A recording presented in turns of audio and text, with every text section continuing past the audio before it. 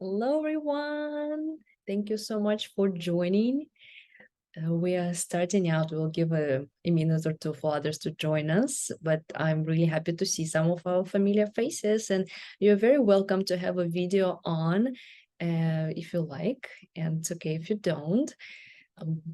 Today, we're here on a webinar with my colleague and guest, Dr. Damon Abdi, who is a professor at University of Louisiana. No, I'm University of Louisiana. He is a professor at Louisiana State University. That's a little bit confusing. And well, in a minute we'll share the screen, but if you like to share who you are, what you do, feel free to speak up or write in the chat. Hi, Daryl. Nice to see you. He was my instructor for landscape design beginner course. And we have here Angelique Robb, who owns a magazine, Synced. It's actually focused on landscape design, maintenance, and building. So definitely two of you should talk. He'll contribute a lot of articles, also in multiple magazines. Hi, Stephen, and hi, Sarah. Would you like briefly say who you are, what you do, guys? Since it's a small group and I would like to make it interactive and useful to you. So you get to know a network. Yeah, I can start if you want, Anna. I'm Daryl Byers. I am a garden designer and educator and writer. And I know Anya through the New York Botanical Garden. She mentioned that she took an intro to landscape design course that I taught there. I teach fundamentals of gardening and garden design at NYBG, and I have clients. Most of my clients are on the East Coast around the New York City area. So I make gardens for people, and we try to make gardens the right way. So I know you're the soil queen, so I was glad to get your email and find out about this webinar. So I want to listen to what you got to say, because we can always learn something. I know that even people who do this stuff for a living, we're always learning. So I'm happy to be here. Nice to meet everybody. Thank you. And you have a great blog. What's New Garden? What's the name of the title? I forgot now. It was called The New Gardener's Handbook. It's Right. for newer gardeners, but some experienced gardeners found some good info in there. Yes. And I'm writing my design book now. So I'm writing the follow-up. It's on design. So nice. Yeah, look for that one. That's next. Awesome. Good. Thank you. Okay, I'll jump in. Hi, Anya. Nice to see you. I was a student of yours at the Botanical Gardens, and so I've been volunteering in Riverdale in the Bronx, and a couple of gardens, and mostly focused on native plants and restoration of this grounds of a ethical culture society, and some other areas in Riverdale. I've just been sort of taking what I've learned and trying to have real-time experience in the garden. I'm really a working graphic designer, art director, but I am always looking to sort of like evolve and get more involved with what we need to do in the world right now. It seems like for diversity, I feel like that's a real need. So I do it locally, and I also do it at my co-op here, trying to bring the board along and the maintenance crew and those people, so that in our local co-op, we have some property around us. So looking to affect things there too. So I saw the invite and I wanted to find out the latest on soil science and how it relates in the landscape. Thank you. I appreciate it. Here I am. You're welcome. Yes. I don't know if Angelique or Sarah would like to introduce themselves. Or you can text if it's easier. I thought you already introduced me, so I Well, didn't you know. can say a little bit more. Because you're the reason how we met, so. Okay, well, I am Angelique Robb, and what I've started in the US is similar to what I had as a business owner of a design and build landscape business in the UK. So we had a publication, an event company that helped us connect landscape architects, landscape designers with landscape construction, horticulture, and maintenance. So it's like looking at the life cycle of landscape projects and what can elevate those projects. What are the better materials to use? How can we, it's like green infrastructure, you can do or infrastructure for stormwater management. You can do it with plants or you can do it with construction, but ideally you need to mix all of those aspects together. So again, we're trying to help business owners, whether you do design, build, and maintain, or just one of the three or two of the three, know what innovative products are out there. We're helping introduce at our Sync Live event that both of these beautiful people will be at.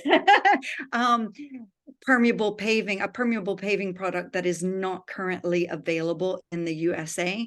We're helping a UK company launch in the US. And living retaining walls is another product that we have at our event. So really those products that are kind of in between construction and horticulture is what we're focusing in on, and innovative products. See, if you let me talk, I'm going to talk too much. Oh, it's all what we're here for. It's a network of people. I learned so much just going to that event, and I learned from Daryl how you got me guys into landscape. It's not my thing, but you got me. Well, and it's called Synced, SYNKD. We looked for a word that couldn't confuse us with a landscape company. And that was kind of a word that was our own. So it's short for synchronized, because that's what we want to help bring to the industry. So thanks for having me. Thank you. Oh, yeah.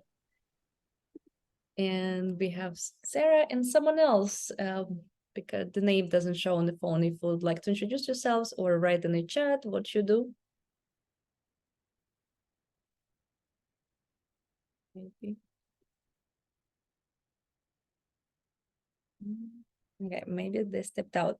Okay, well, let's start and see some others are joining us later, and also the recording will be available. And I think a lot of people probably commuting to their homes right now cannot join us, but you will be able to see it later. Today's webinar will be focused on digging deeper into landscape challenges and solutions, and I will let Damon to introduce himself. All right. Good evening, everybody. So I guess I saved myself for this slide to do my introduction. My name is Damon Abdi, and I'm the assistant professor of landscape horticulture over at LSU. So about an hour and a half east of Anna's lab in Lafayette. And I work at the Hammond Research Station. We are the ornamental plant research and extension powerhouse for the Ag Center. And my interest in horticulture started out growing up. I worked in landscaping and construction, doing residential landscapes, commercial landscape maintenance, tree work, patios, you name it. And my interest was to start a landscape company. So I did my bachelor's in landscape contracting at Penn State. For some of our New York crowds, I'm sure you're used to a lot of Penn State people up around that way. I grew up in Baltimore, Maryland area. So I'm not too far. Then I did my PhD in horticulture at Michigan State. And it's kind of, I've had a meandering path throughout my horticultural career. Now I'm doing research and extension work to help create more sustainable landscapes. So that's some of the content I'm going to be talking about today. And you guys know me from my previous work in New York. Now I'm down in Louisiana. I'm a professor at the School of Geosciences, teaching lots of soil classes. I recently founded the House of Soil. So if you follow me on Instagram, you probably have seen it. And I spread the word about soil, urban soil in particular. And also I make it with a twist with the fashion. So I like combining some different aspects in soil, and also elegance in a different way, because soil is elegant and intricate. And I'm also chair for the Urban Anthropogenic Soil Division at the Soil Society of America, which is a really cool society to be a part of, to learn about soil and get to know other scientists. And today we'll talk about the different aspects of soil and water management and some problems, solutions associated with the landscape and how we can make this our landscapes, especially in the urban soils, more efficient and more beautiful and also cost effective. Some of the practices I'm sure you know, and hopefully you will learn something new from our research. Yeah, and we're going to combine some different outlooks from both research, but also really some of the applied practices that you're going to see most contractors do. And one thing I'm always going to advocate for is get more information at every stage. And one of the first things you can do, or you should do for every site, of course, is visit the site and take as much data as possible. And some of these visual indicators for soils, by taking a soil sample representative like this, you can get a layered look at the different horizons and see which kind of materials you see. You see a layer of mulch on the top, then you see the soil beneath it. And you might notice that there's some differences in the color between the gray and the red color for the clay, of course, having to do with oxygenation. But this gives you an early analysis and some kind of insights that you can get.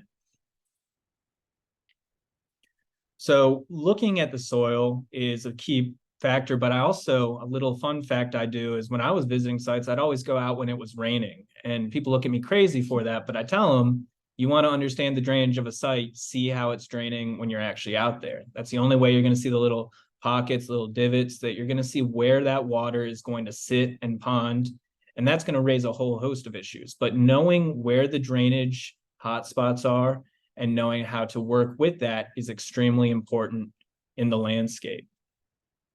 Now, depending on the historical use of the site, you've also got to keep in mind several considerations for the landscape soils with that.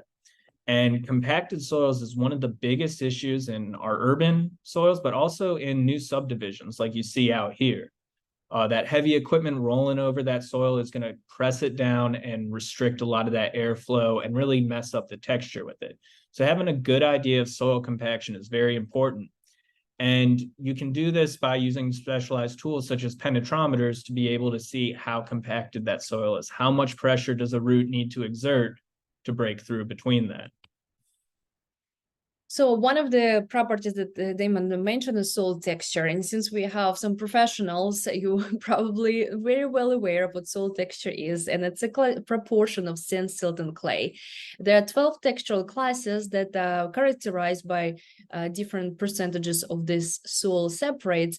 But why it's important to study soil texture? There are many different implications, including implications for drainage, for watering frequency, for fertility, droughtness of the soil. So it's really important to study soil texture. It's basically like a home address. This way you start. And there are basic ways how we can test soil texture. For example, you can simply add it to a jar, something like a glass bottle with a flat bottom. Of course, add some soil, avoid using gravel, leaves, or branches in the soil, mix it in very well, and then let it settle. Within first couple minutes, you will see settlement of the sand, then it will be sealed in clay. And clay may take several days or even longer to completely settle down. And you can see on this figure that sand is actually visually different because it has very big particles. I like to compare it to like brown sugar. It's gritty and you see each grain very distinctively. Silt, it's very smooth when you feel it, and clay is very sticky. You cannot see individual grains of clay or silt because they are very, very tiny. What we typically see is aggregates made of those particles together.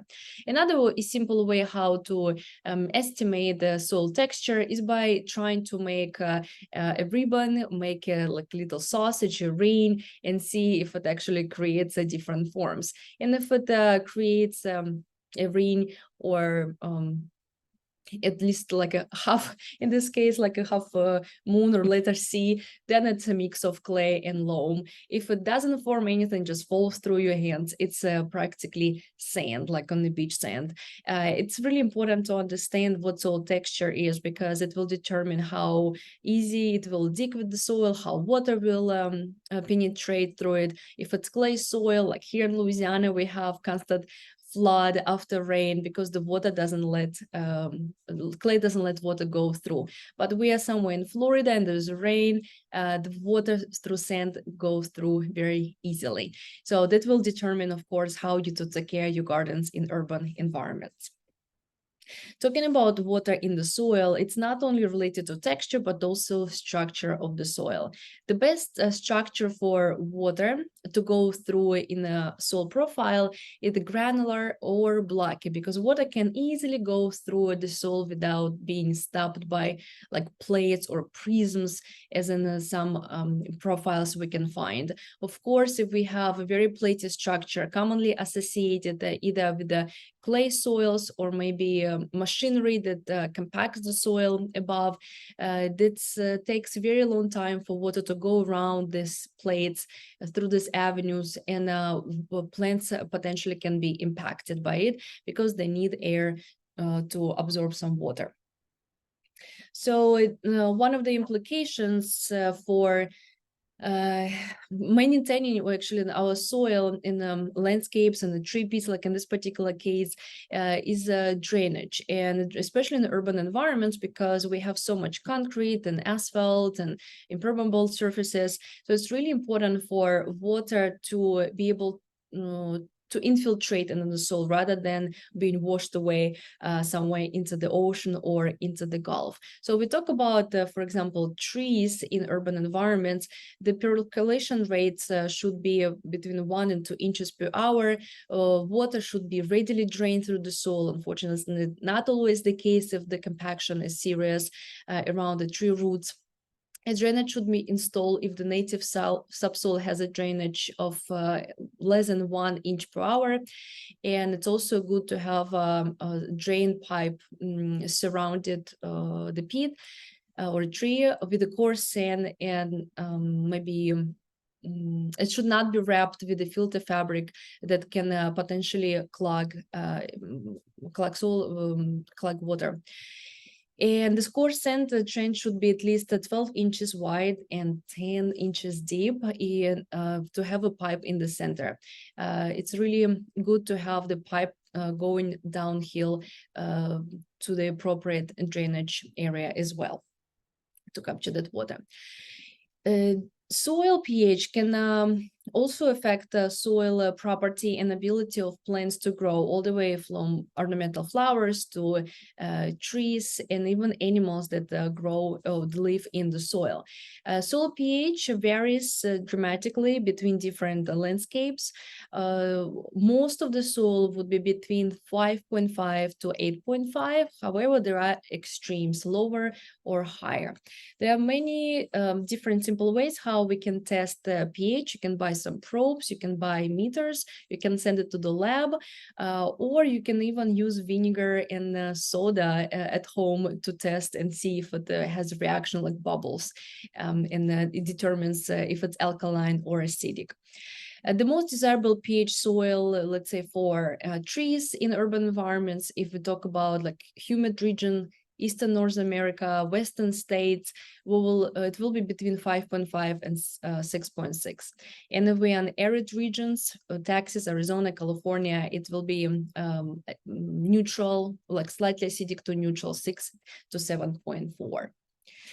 And it's really important to have a good grasp on pH, as well as what nutrients are already present in your soil. So again, going into the necessity really of getting that detailed information when you're taking a soil test.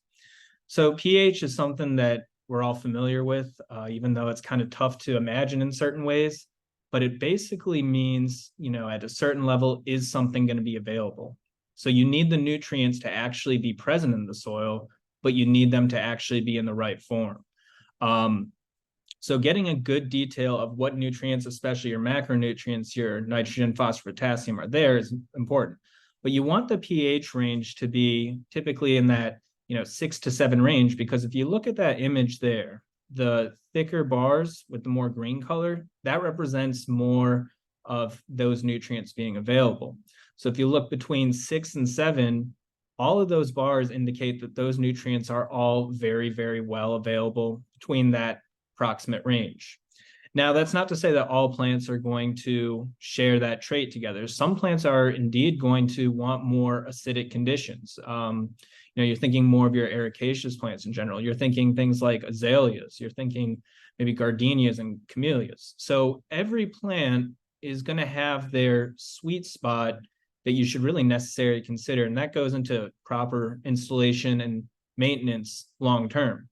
And when you're talking about maintaining or modifying some of these soil pHs, really whether you're trying to make something more acidic, get that pH more on the acid side, that's something where you'd add in something like sulfur to increase the acidity.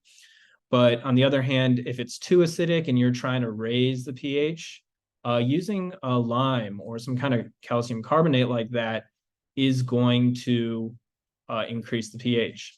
Now, before moving on from this slide, I do want to point out one thing. If you look at the bottom element on that figure, that's aluminum right there. And we noticed that in a departure from a lot of the other nutrients that we discussed earlier, that is very, very available the more acidic you are. Between that 4 and that 5.5, it's still acidic. Let's keep that in mind as we move forward. So how do we test for these nutrients? There are multiple ways how you can do it. As Damon said, testing and doing analysis in the lab. It will cost you different amount of money depending on where you send it. But there are simple ways how you can do it at home with the simple pH kits. If you want to just to see qualitatively how much you have nitrogen, potassium, and phosphorus, here's a general list of essential elements that plants require. Most of the darker green from phosphorus to molybdenum, those are elements that plants require. And we need to give them in the form of fertilizers or maybe compost. Currently, there are some other essential elements that scientists are trying to add to this list, like silicon and sodium, iodine. So maybe in the future, we're going to see some new nutrients added to this list officially. If you want, well, typically when you do this type of NPK kits, you would like to see medium or adequate results that would be more appropriate for most of the plants. If nitrogen is required, the nitrogen fertilizer should contain at least 50% of the total nitrogen applied in the water insoluble form. There are different forms how nitrogen, phosphorus, and potassium can be stored, and it's really important to know what form of nutrients you have in the soil. And very often when you request a test result, it will tell you if it's soluble in soluble form or how much you need to apply to your gardens. And also you need to think what are you growing, because different plants would require a different amount of nutrients and also different periods of their plant growth. So sometimes they would need nitrogen and some other time they would rather have phosphorus if they're like blossoming. So nutrients, certainly we need that to grow these healthy plants. But we can also manipulate what kind of nutrients are present as well as the pH to get some of the aesthetic features. So for our hydrangea fans out there, Hydrangea macrophylla is well regarded for its beautiful flowers. Typically you see those in pinks and blues, but that is not random how these colors manifest. In fact, the way that these colors come up is going to be largely determined by the presence of aluminum and the availability of aluminum. So if there's aluminum in the soil, that is going to contribute to getting some of those bluish hues. So as you see the first bullet point, that's a simple yes or no question. Is there sufficient aluminum in the soil? Soil testing will help understand that.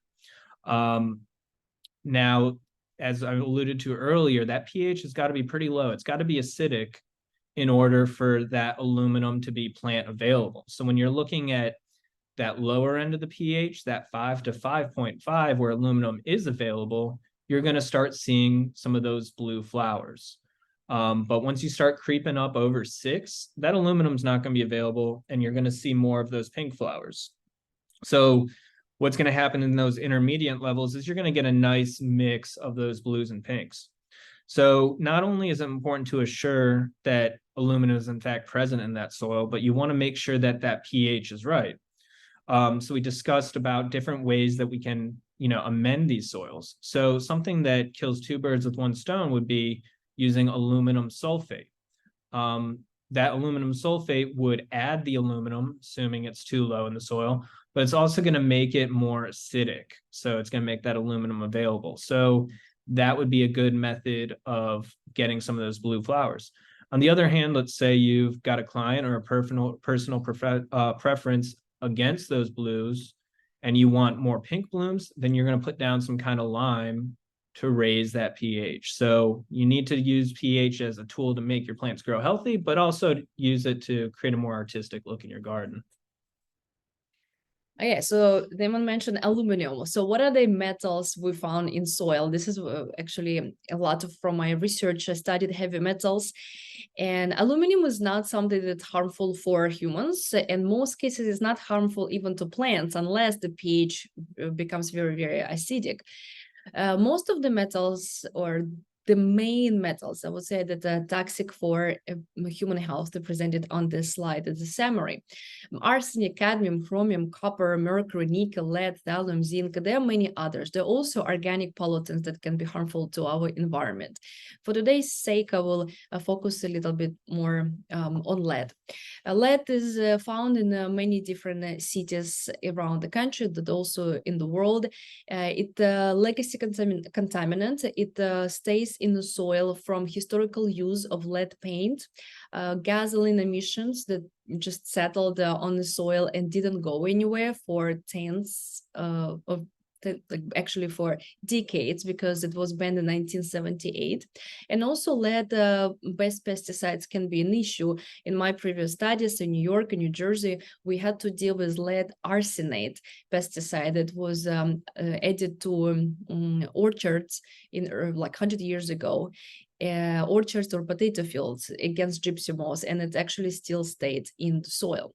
Arsenic can slowly move to the groundwater and like down to the profile. Lead mostly stays in the subsoil or the topsoil. So it's really important for green industry professionals to understand that they may deal with contaminants and they don't see them. So it's really, really important to test soil to prevent themselves from ingesting or inhaling it, and for children not to play in the soil if soil it contains heavy metals. So how metals get it's through ingestion and inhalation. Ingestion, house dust is actually #1 pathway. Metals can also get to groundwater through leaching, and we drink this water, and through contaminated vegetables. Of course, it will take a while for metals to build up in the organism to start seeing some side effects, but with this chronic exposure, it can become an issue down the road. And very often people don't understand. For years they can test and something would be wrong with their health, but they wouldn't understand why. And only when they do heavy metal blood test and realize there was something that they were exposed early on, and it stays in their bones or even affects brain cells. So it's really, really important to understand what kind of soil you're working on. Here's a briefly I'll just show you, maybe explain how we test heavy metals in the soil. This research was done by Dr. Mielke in New Orleans. I'll skim through a little bit. This is what we use in the field at this instrument, and we use it in the lab, X-ray fluorescent analyzer. Dr. Mielke tested soil in New Orleans, but then this results applicable to many cities around the country. When inner cities actually contain high concentrations of metals, including lead, and this concentration would decrease closer to suburbs. And we found also in my research projects as well, which is really important to understand when you're building gardens and parks in urban environments.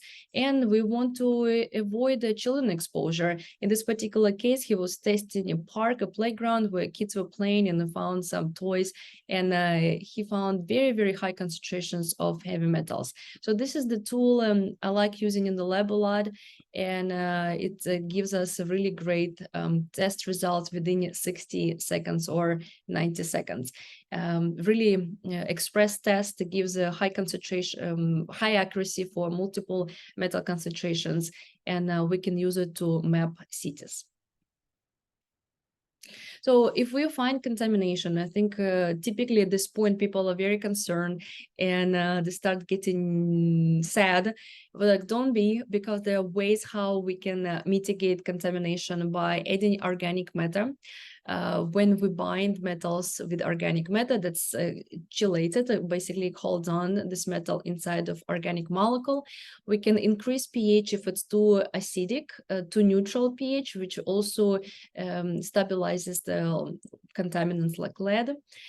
We should apply conservation tillage practices like no-till, maybe do ridge till, strip till irrigation methods, stable vegetative cover in form of lawn, or maybe some pollinator gardens, so something that we keep undisturbed.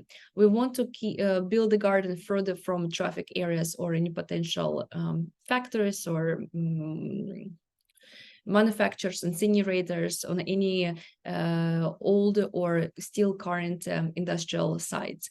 And adding mulch to contaminated soil with the use of drip irrigation will prevent potential exposure of these metals and redistribution in the environment. They have an article here of the QR code. We have quite a few QR codes in our presentation. So if you like to download the open access article that I wrote with my colleagues, and read more about legacy contamination in urban environments with some specific methods how to remediate them. The only issue is that when we remediate soil against contaminants, it's not a permanent solution. Over time, if we use, for example, landscape fabric or the geotextile layer that we use for building raised beds and plant vegetables in those raised beds, you need to change this layer, you need to change the fabric. You may even have to redo your wood around. So none of these solutions extremely like long-term, but they are enough for several years ahead. Maintenance is really important. There's another article that we wrote with Maxine Levin recently. It's on management of parks, golf courses, schoolyards, really comprehensive guide for different soil conditions, nutrient management, management for turf grass, vegetation cover on golf courses, and of course, contamination remediation practices. So soils is going to bear the weight of the landscape. Obviously, they have so many different nuanced impacts on the overall health of our trees. And especially in our urban areas, we need to do what we can to protect that urban canopy. So when we think about working with the soils, we need to provide the proper environments for trees to grow so they can cast that wonderful shade that we need on our sidewalks. And this has a lot to do both with proper planting practices, doing things right from the start, but then also having an informed plan of action over the long term. Have you guys heard about tree talkers? So this is a really cool device, and it was developed by Dr. Riccardo Valentini, who is an Italian professor and business owner, who created these devices that can be connected to a server, and it sends the real-time data to a computer through multiple devices that can be placed in the park, in the city. Right now, I think it becomes like a global program. It has in multiple capitals around the world and urban forests to study different parameters in trees. It monitors tree functions like sap flow, stem humidity, canopy canopy light transmission. It can also determine air temperature, humidity, and if it will signal to a server if the tree is falling or inclines. So it's really important for urban environments to prevent any fall of the trees on the road, for example. So in big cities, they're adapting these devices for these purposes to like prevent block on the road. So I wanted to bring this to your attention. Those are really cool devices if you are studying trees and you would like to understand ecosystem of forest. Those are great ways to incorporate into your research programs. Yeah, there's a lot of new technology that's evolving, but sometimes even our simple old technologies like the shovel needs to be used properly. One of the biggest issues that you often see is improper planting practices. Of course, generally speaking, what we want to do is we want a hole that's the width that's at least 2 to 3 times the width of the root ball.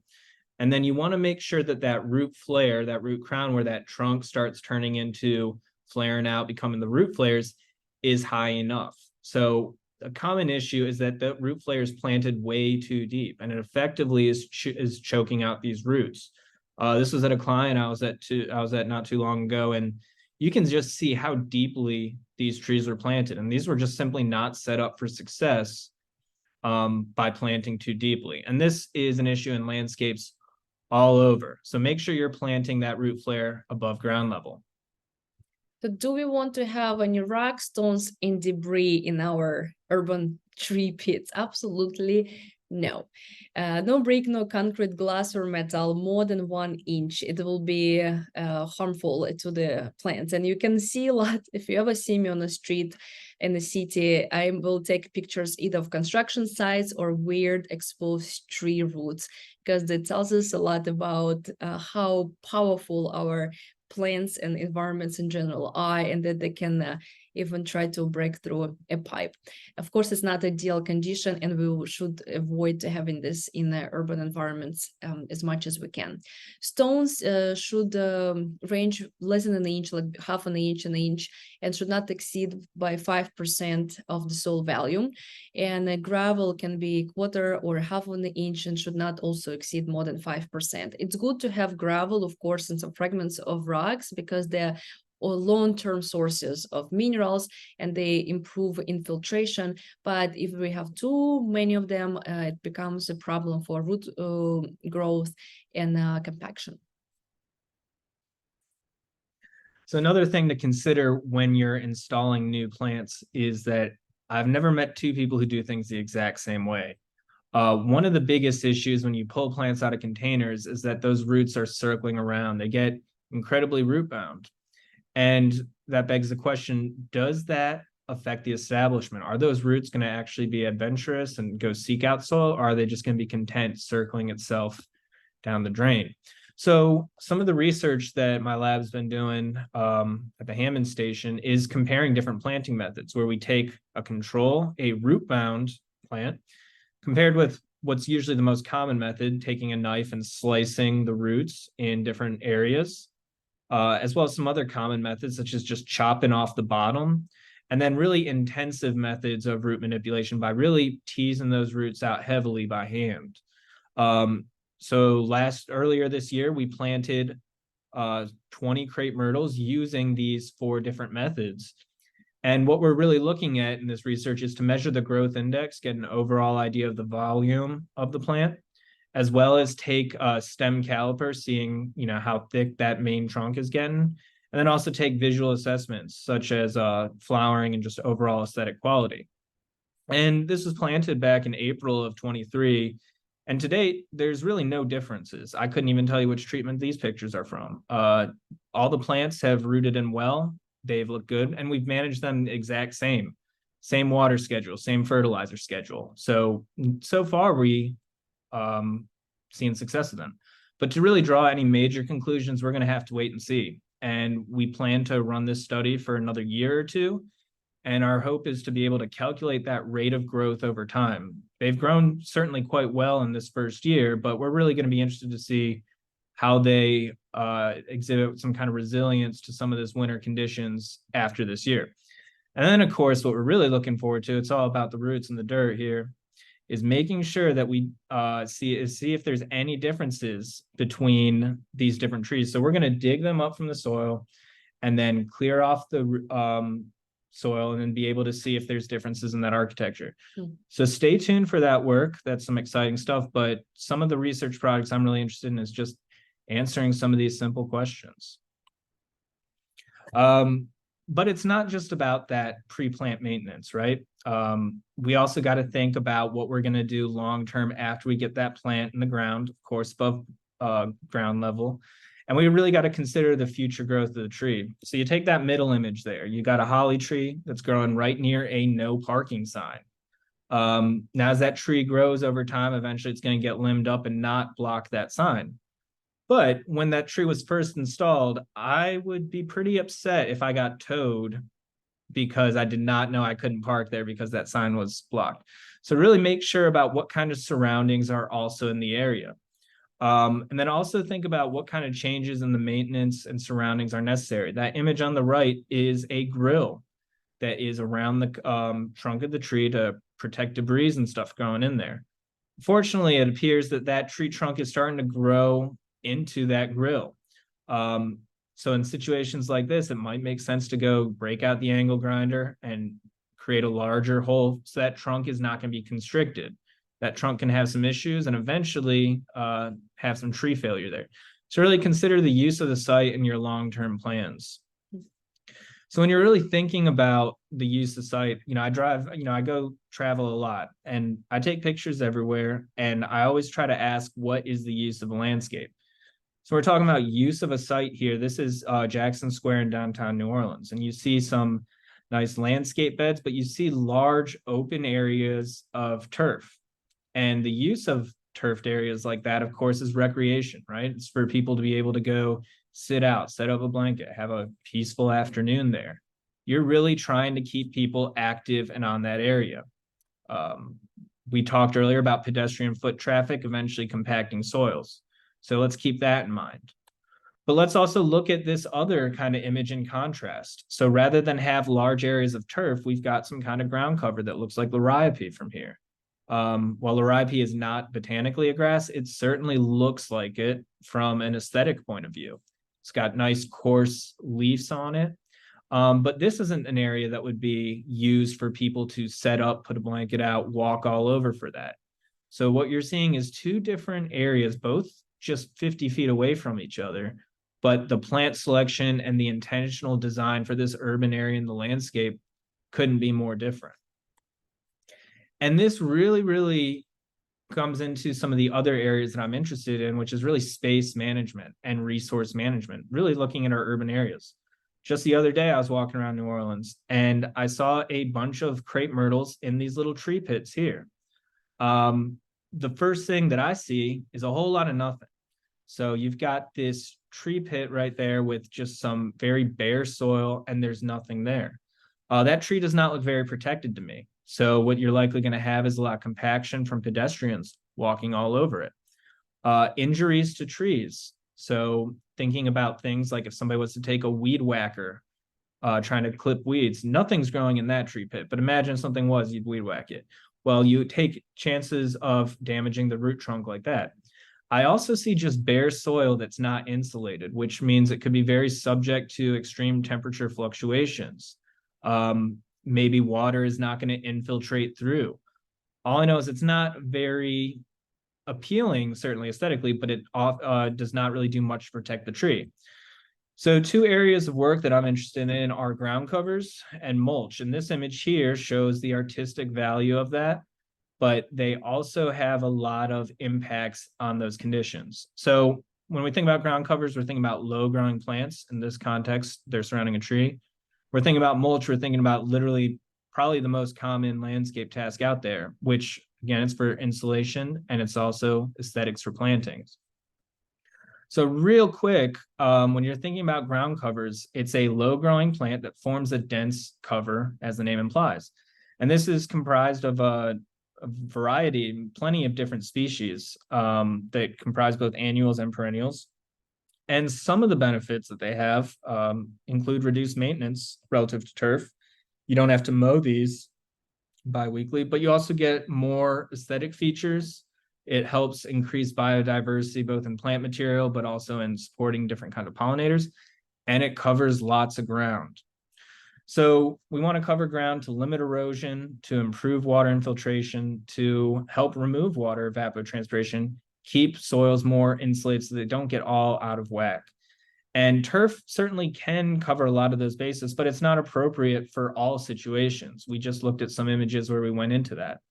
And we also got to think of some of the benefits of these ground covers. You don't have to mow these. You don't have to weed whack them very often. It's very, very low maintenance. And it sounds too good to be true. But one of the big issues is that cost is a massive barrier to the implementation of this.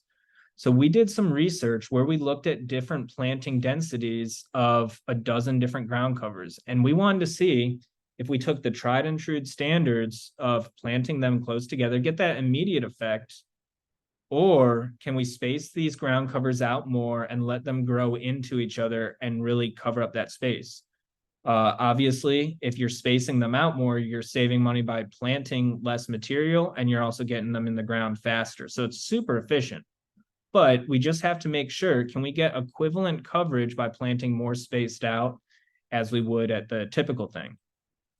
So we looked at a dozen different plants, and these are classified as annuals, tender perennials, or hardy perennials, based on a USDA hardiness zone of 8B, 9A. So it's not relevant to everybody, but certainly some considerations made for this. So we looked at a spectrum of these. Some of them you may be familiar with, some of you may not be. But real quick, going through them, just some things I want to point out. And for an annual evolvulus blue days, as the name implies, you got these nice little blue flowers that add this really nice interest. We saw this grow very, very rapidly, which basically means that after 6 weeks and certainly after 12 weeks, it didn't matter if you planted less at first, you got equivalent coverage. So when you're looking for a spreading ground cover that really adds some flowers, evolvulus is the plan. But it's not all about flowers. It's also about having other kinds of nice features like variegated leaves. And Ganges bellflower was another example of that. Similar to the evolvulus, doesn't matter how much you space this is going to grow pretty quickly, cover up a lot of space. This is true for most of our annuals. Sweet potato was another good example of this. You can see after 6 weeks that there is no difference, that these cover the area very, very quickly. See in week 18 and on, though, that it's absolutely decimated. And the reason being is that deer came in and wiped that thing out. So if you live in an urban area, you might not be super concerned about deer. And this rapidly growing, very, very aesthetically pleasing plant is going to do the trick for you. And this is a trend that we saw mostly with annuals about the capacity to really fill in pretty quickly. But this was observed also in many of our tender perennials, like some of our figs, ornamental peanut, creeping fig, Wedelia, and lemon sedum. So what we saw is you can space them out a little bit more and give them some time to grow, and you're going to get equivalent coverage.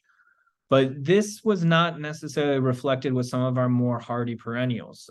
Really staples in the landscape, things like Ophiopogon, mondo grass. What this basically was observed to do is if you wanted that immediate coverage, you got to pony up and put that money in up front and really put that time and effort to getting that in there. It's not going to spread rapidly.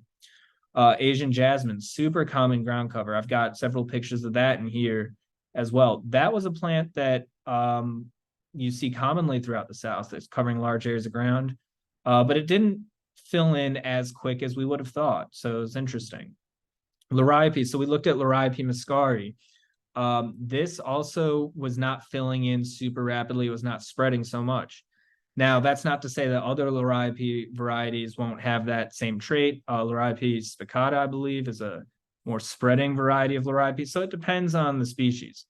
But the concept to this is that for certain plants, you can use less plants and cover ground very, very rapidly and add a little bit more flavor than you just see with turf grass. So really the difference varies between species and what your goals are as a contractor and what your client wants.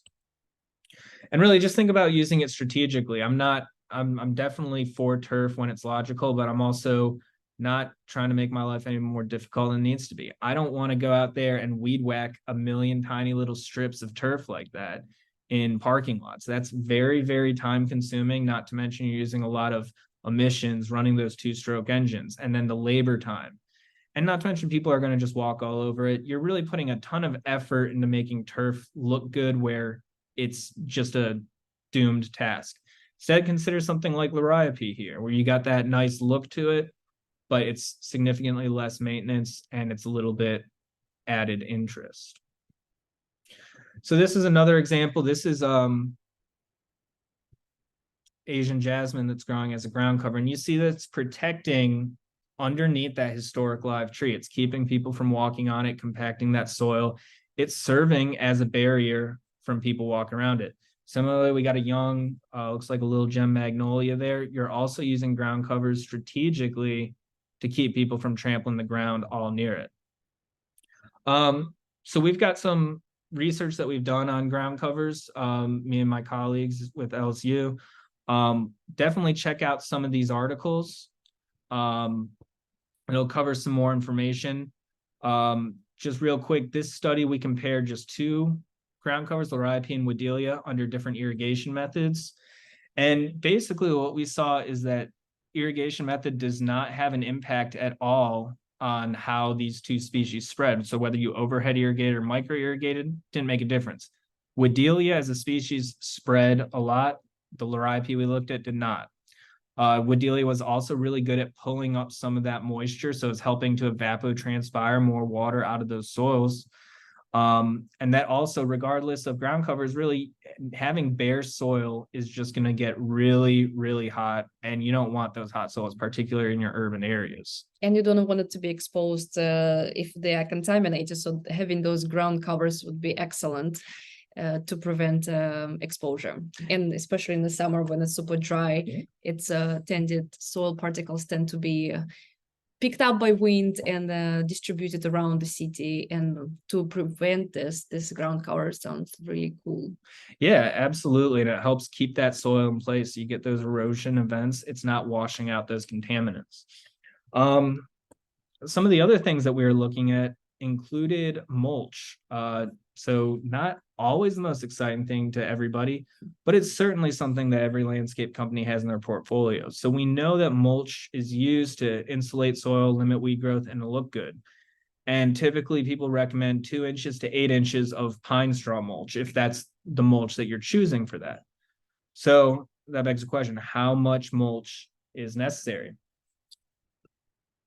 And we designed several research plots where we compared 1 meter squares with 0, 2, 4, or 6 inches of pine straw, and then we buried soil sensors underneath that. Those soil sensors measured the temperature and the moisture beneath those plots. And this was in spring 2023, which in South Louisiana was incredibly tempestuous. So it was all over the place. This graph is pretty busy, but as a quick snapshot of this, look at that call out bar for the air temperature. That is the ambient air temperature that we observed between 14th February and 7th of May in this past spring. What you're really going to notice is that that temperature is swinging like crazy, going as low as 42, going up to 76. Now, in light of that, we have those 4 different depths of mulch, 0 being the blank plot with no mulch on it. That's the black line. And I just want you to pay attention to that black line and notice this one trend.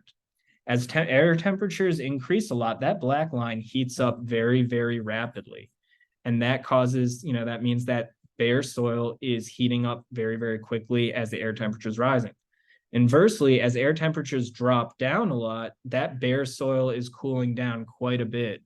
And it's very, very subject to those fluctuations. Then you'll notice the 3 colors, the red, yellow, and blue. Those are the increasing depths of mulch. So basically what you're seeing is that with increasing depths of mulch, the fluctuations are diminished.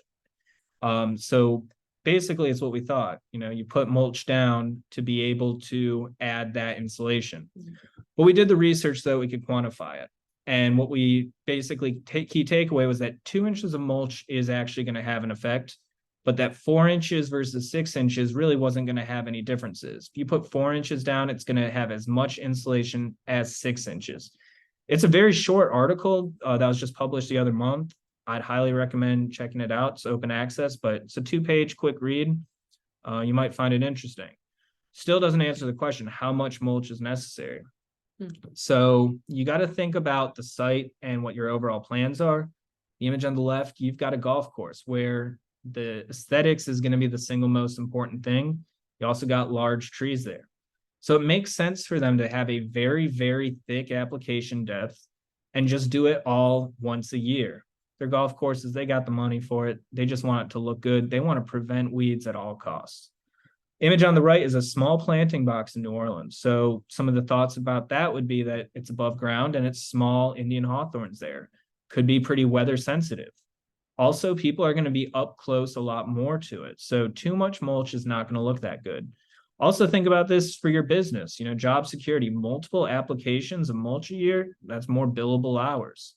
Also think about, what the best chances of weeds establishing are. If you're in an urban environment, you're not right next to a cornfield that has a bunch of weeds growing like crazy. So think about your site in every single different way.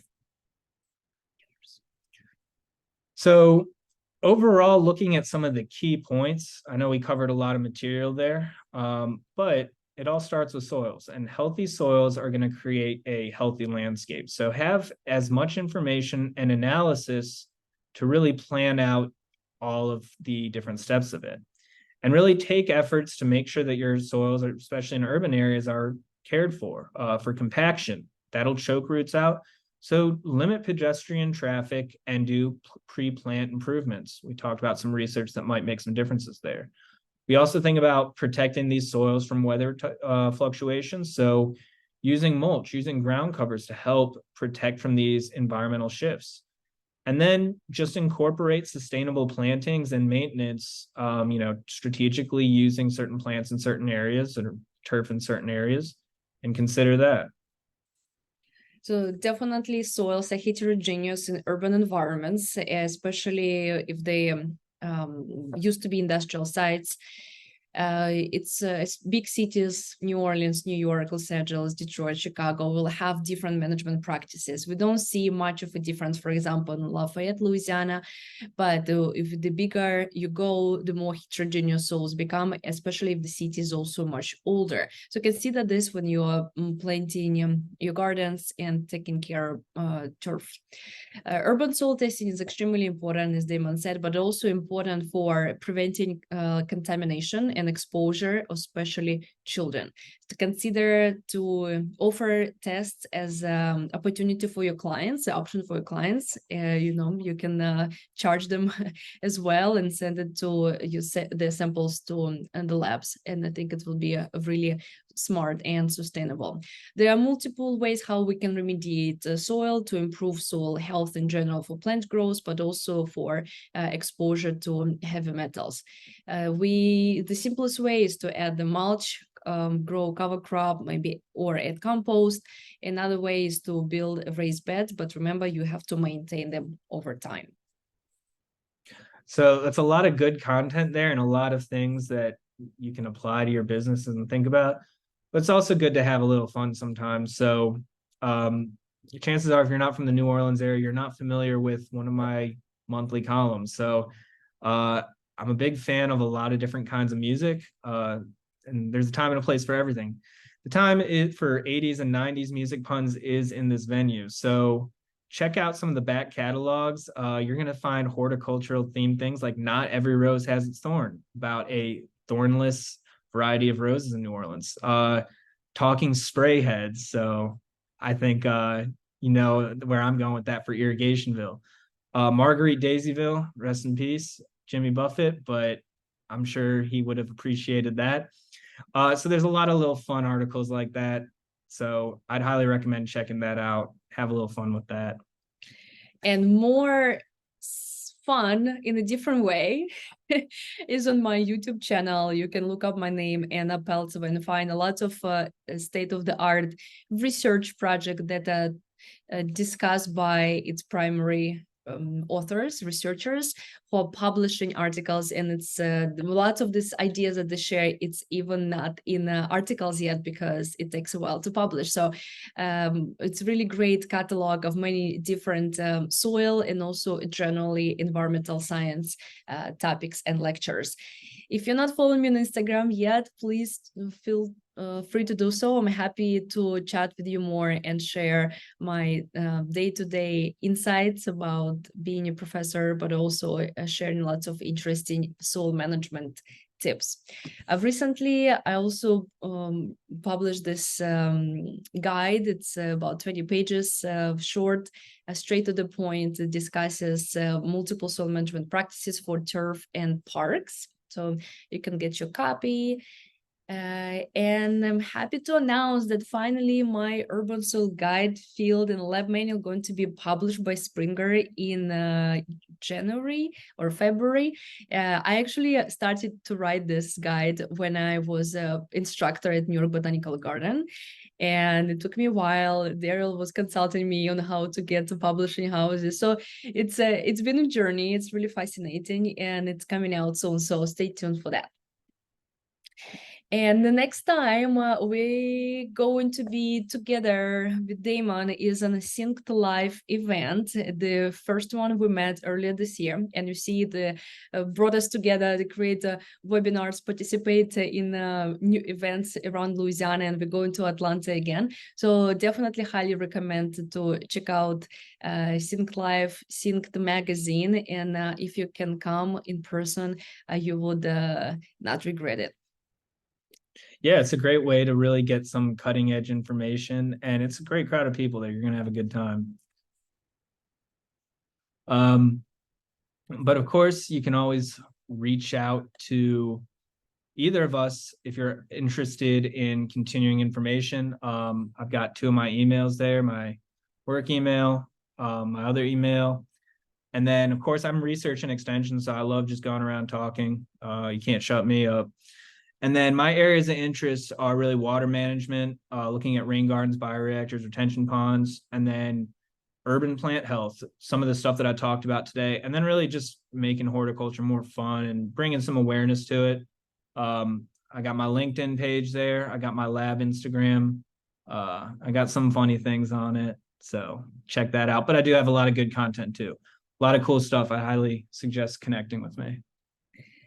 Thank you guys for joining us today. We are here if you would like to ask us any questions. I think the time, yep, it's 6 o'clock, but we are going to be here to hang out with you for a little bit longer. I'll stop sharing, and you feel free to speak up and ask questions or write them in the chat. Can I ask us something real quick? Sure. One thing I want to say is thanks for the I didn't really know about the aluminum bit with the hydrangeas. And it's funny because I just did the soil lesson for my fundamentals class today. And I was telling them how they could add, use sulfur to change the pH, but I didn't know the importance of the aluminum and the aluminum sulfate. So a little bit of extra info. So like I said, we always learn something. I had one question though about the, when you mentioned that the optimal pH range for different soils. For dry soils, it's 6.0 to 7.4, and for humid soils, you said 5.5 to 6.6. Why does the humid soil versus why does it matter for the different kind of soil? It's because I do a lot of my gardening, my professional work is out east, but we've moved out west, and so I live in a dry soil now. So I'm just curious why it makes a difference, why the dry versus the humid makes a difference. So every site, I mean, generalities certainly apply to it, but of course, with every site, there's so many little minute variations that getting that overall spectrum of idea is important. I think really looking at historical use of the soils would probably also, I guess some of the buildup of things over time would probably have an effect for those generations. Yeah, and also like in humid environments, you would typically find more lower pH soil. I think it's like more natural to have a slightly acidic pH in humid soil, in humid environment versus dry environment. You'll find a higher with a high concentration of calcium, magnesium, like sodium. So that will naturally increase pH a little bit. So I think like matching new pH of that environment is always the best, right? Instead of trying to manipulate it to what we want, it's Right. to match something that is more natural. And in humid environments, naturally we have lower pH, and in dry environments we tend to have higher pH because those calcium, magnesium, sodium, potassium, ions that increase pH, they do not wash away with rain. Oh, So that okay. stays higher. And like we try to mimic nature as much as we can, and yeah, really match with the conditions that the environment provides us. So it's kind of more like if I tested my soil in Connecticut and I came back with a 6.5, I'd be like, or like a 7, I'd be like, oh geez. But if I test it here where I have dry soil, a 7 is kind of normal. It's more like a guideline in that respect. So like I wouldn't be as concerned about it because it's more within the range of what it's supposed to be. That's kind of sounds like what you're saying. Yeah, and also like it's 6.5 and 7 both are great pH to have in the soil. Yeah, Right. It's like it's the Yeah. ideal you would like to have. But yeah, like don't get scared if you get like high pH somewhere in Arizona, because that's what expected. If you get the in Got Arizona it. Okay. pH 5, you'll be like, something isn't right. It Something's should be weird. high, right? Okay. Then you want to learn into the history of the site and see why it is the way it is, because maybe something happened there. Maybe they did pesticides, maybe they were leaching of something, or Right. maybe there's some plants that pine trees that emitted needles and decreased pH. So then you start digging in the understanding why this pH is that way. Great. Yeah, because that's what I always tell my students. It's like if something seems like way off, that's why you test. You're looking for something weird that's going on. So cool. All right, great. Thanks. Great Appreciate it. question. Any other questions?